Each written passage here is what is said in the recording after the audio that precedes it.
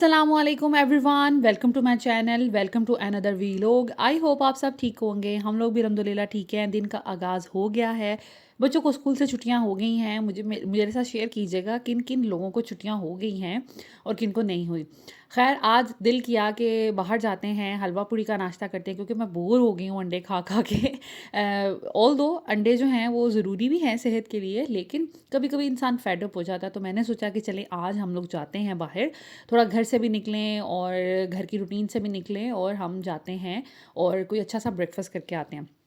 तो मैं और बच्चे जो हैं, हम लोग निकल गए थे हुसैन भाई के साथ। हम लोग आ गए थे यहाँ पर रशीद स्वीट्स में। हम यहीं का ब्रेकफास्ट करते हैं, और साथ में मेरा भाई था। मेरा भाई यहाँ पे आया हुआ है क्योंकि मेरे जो हस्बैंड हैं वो अब ऑन एंड ऑफ दुबई में आते जाते रहते हैं।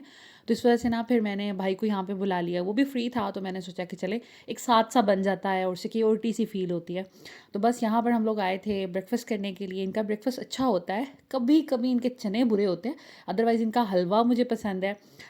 जो है जमील स्वीट्स, इनका हलवा मुझे इतना कोई ख़ास नहीं पसंद।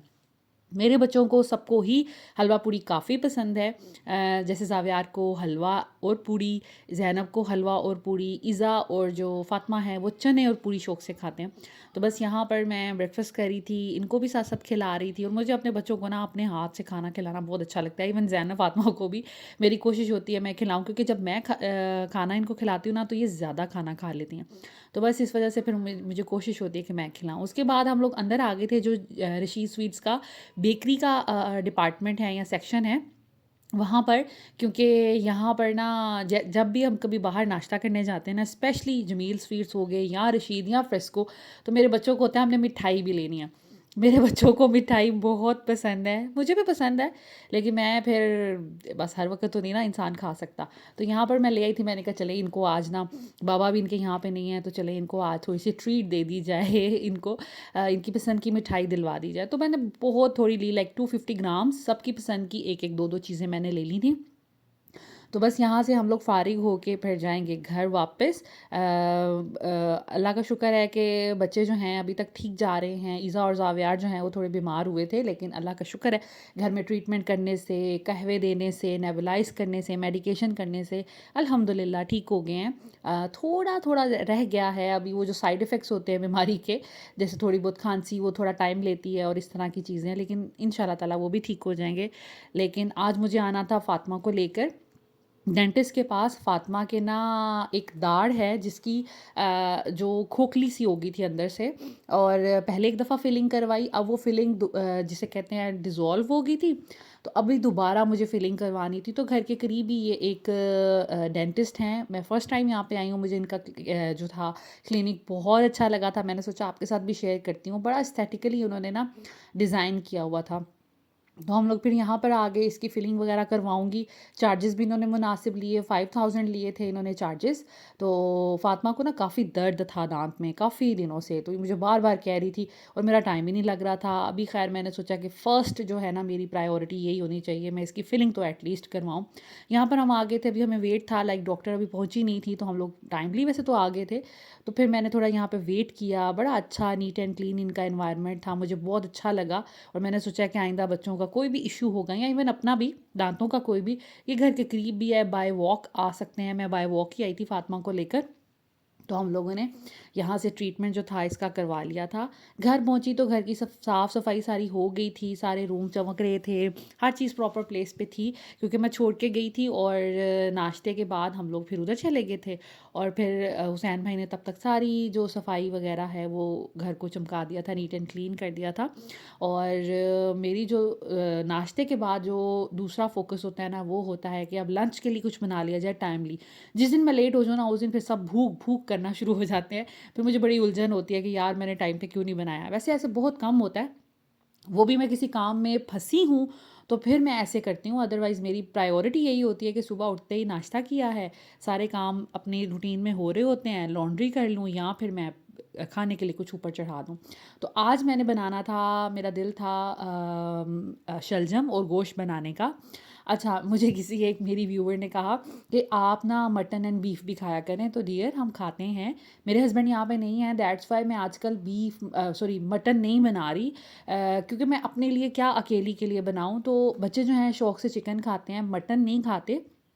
तो फिर मैंने सोचा थोड़े से मैं शलजम लेके आती हूँ, शलजम और चिकन बनाती हूँ, गोश्त बनाती हूँ और साथ में थोड़ी सी पालक भी मैं इसके अंदर ऐड करती हूँ। छोटे छोटे छोटे लेके आई थी, थोड़ा सा मैंने बनाना था। तो मटन हमारे घर में तब बहुत बनता है जब मेरे हस्बैंड यहाँ पे होते हैं। हफ्ते में एक दफ़ा तो लाजमी है, समटाइम्स 2 दफ़ा भी बन जाता है। लेकिन अब वो नहीं है यहाँ पर, तो इस वजह से फिर मैं नहीं बनाती, क्योंकि मुझे अकेला खाना फिर अच्छा नहीं लगता। और मेरे हस्बैंड जो हैं उनको ज़्यादा अच्छे तरीके से वो बाय कर लेते हैं मटन। मैं जब भी लेके आती हूँ ख़राब ही लेके आती हूँ। तो मुझे फिर वो जिसे कहते हैं ना कि प्रॉब्लम होती है कि पैसे भी इतने स्पेंड कर दिए और चीज़ भी अच्छी नहीं आई। ख़ैर, अभी हम यहाँ पे बनाएंगे, रेसिपी की तरफ चलते हैं। सबसे पहले हमने मटन डाल दिया है, ये डीफ्रोस्ट होता रहेगा और इसमें हमने बेसिक से मसाले डालने हैं। मटन की कोई भी चीज़ आप बना रहे हो, आलू गोश्त बना रहे हो, किसी सब्ज़ी में डालना है, यही तरीका होता है मेरी उन बच्चियों के लिए जो कि अभी बिल्कुल यंग हैं और जो नई नई कुकिंग सीख रही हैं। आपने क्या करना है, प्याज, लहसुन, अदरक, टमाटर, किसी चीज़ में टमाटर नहीं भी डलता, ज़रूरी नहीं है, आप इसमें भी डाल सकते हैं। तो लेकिन प्याज, टमाटर, लहसुन, अदरक, ये सारी बेसिक जो चीज़ें होती हैं ना, ये गोश्त में आपने डालनी है। ऊपर से आपने नमक, मिर्च, हल्दी और पानी ऐड कर देना है। पानी आपने देखना है मटन की जितनी क्वांटिटी हो, अगर तो ताज़ा है तो इतना सा डालना है कि मटन बस डिप हो जाए, हल्का हल्का सा ना, बहुत ज़्यादा पानी नहीं डाल लेना आपने। और अगर आपने प्रेशर कुकर में बनाना है, और वैसे प्रेशर कुकर सबसे ईजीएस्ट थिंग है बनाने के लिए, क्योंकि मैं खाना हमेशा सर पे खड़े होके बनाती हूँ। मैं जब कभी ऐसे रख दूँ और भूल जाऊँ कि अच्छा जी पकता रहेगा खाना, तो वो फिर श्योरिटी नहीं होती कि वो जल जाए, लग जाए, और टाइम भी उसमें बहुत लगता है। तो मैं तो प्रेशर कुकर में क्विकली बना लेती हूँ और तब तक मैं सर पे खड़ी रहती हूँ। इसलिए अल्हम्दुलिल्लाह अल्हम्दुलिल्लाह बहुत रेयर ऐसे हुआ है कि मेरा खाना जला हो, बहुत कम मुझसे ऐसे हुआ है, क्योंकि मैं सर पे ही खड़ी रहती हूँ उसके। तो यहाँ पर मैं जी इसके अंदर डाल रही हूँ नमक, मिर्च और हल्दी। वो भी क्वांटिटी पे मैटर करता है। अगर तो 1 किलो गोश्त है, वो आप अपने किसी से भी लाइक बड़ों से पूछ सकते हैं, या हाथ हल्का रख के डाल सकते हैं। वैसे आधा किलो चिकन हो, मटन हो, बीफ हो, उसमें 1 टीस्पून नमक डलता है, 1 टीस्पून मिर्च डलती है और हाफ़ टी स्पून के करीब हल्दी डलती है। वैसे कंपैरेटिवली मैं अपने खानों में ना हल्दी का इस्तेमाल ज़रा ज़्यादा रखती हूँ। मैंने देखा है कि मेरी अम्मी जो हैं, मेरी जो सास थी, या जो भी, हल्दी थोड़ा कम डालते हैं, लेकिन पता नहीं क्यों मुझे अच्छी लगती है हल्दी और मैं ज़्यादा डालती हूँ। वैसे हल्दी के फ़ायदे भी बड़े हैं और हम ब्लेस्ड हैं कि हमारे डेली के खाने में हल्दी डलती है, तो किसी ना किसी तरीके से वो इनटेक हो जाता है। और गोश्त में आप थोड़ा सा सूखा धनिया पाउडर ऐड कर सकते हैं और थोड़ा सा ज़ीरा तो लाजमी डालना होता है आपने। गोश्त हो, चिकन हो, कीमा हो, कोई भी चीज़ हो, तो सूखा धनिया पाउडर और ज़ीरा, ये आपने गोश्त में ज़रूर डालना है। बस हम इसको मिक्स करेंगे। गोश्त जो मेरा जमा हुआ है, क्योंकि मैं क्विकली सब कुछ बना रही थी, तो मैंने कहा चलें ये जो प्रेशर कुकर की स्टीम है ना, इसमें ये अलग अलग भी हो जाएगा और गल भी जाएगा, तो कोई मसला नहीं है। बस आपने इसमें थोड़ा सा पानी ऐड करना है। मैंने तकरीबन 1 गिलास, थोड़ा सा पहले डाला था, थोड़ा सा मुझे कम लगा, तो मैंने कहा चलें मैं थोड़ा और डाल देती हूँ। और आपने इसको प्रेशर कुक कर लेना है। तकरीबन 12 मिनट में मटन गल जाता है और तकरीबन मेरा ख़्याल है कि 25 से 30 मिनट में बीफ गल जाता है। ठीक है, तो इस तरह करके इसकी टाइमिंग होती है। और अगर आप चिकन बना रहे हैं तो हार्डली 1 से 2 मिनट इसमें आपका प्रेशर कुकर में चिकन जो है वो गल जाता है। एक तरफ मैंने साथ ही शलजम काट कर उसको बॉईल करने के लिए रख दिया। ये पैन मैंने ना अंडे शंडे बॉईल करने के लिए रखा हुआ है। और उसके साथ साथ मैंने थोड़ी सी पालक भी ले ली थी। पालक मैं ज़्यादा लेके आई थी क्योंकि यहाँ पे थोड़ी सी नहीं मिलती, पूरा बंच मिलता है 1 kg वाला। तो मैं फिर थोड़ी सी रख ली थी, बाकी मैं काट के धो कर उसको ड्रेन करके उसका पानी तो मैं फ्रीज़ कर देती हूँ। उससे क्या होता है कि आप जैसे मैंने कभी पकोड़े बनाने हो, मौसम अच्छा हो, तो मेरे घर में ही पालक पड़ी होती है, ऑलमोस्ट मेरे फ्रिज में पड़ी होती है।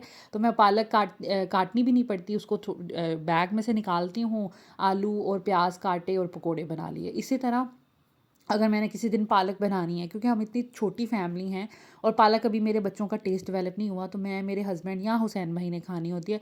तो फिर उसमें ये कि आलू डाला, चिकन डाला, या आप मटन भी डाल सकते हैं, तो मसाला सा बना के पालक उसके अंदर डाल दी, बड़ी अच्छी एक हांडी तैयार हो जाती है। 2 टाइम हम लोग खा सकते हैं उसको।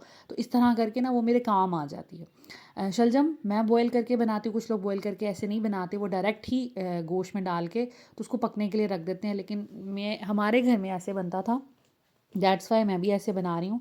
बड़ी जल्दी ये बॉयल हो जाते हैं। जितनी देर में मेरा सॉरी मीट जो है वो गला था, उतनी देर में ये भी नरम हो गए थे। अब मैं इसको इसी पानी में मैशर की मदद से मैश करूँगी तो ये बहुत ज़बरदस्त हो जाएंगे।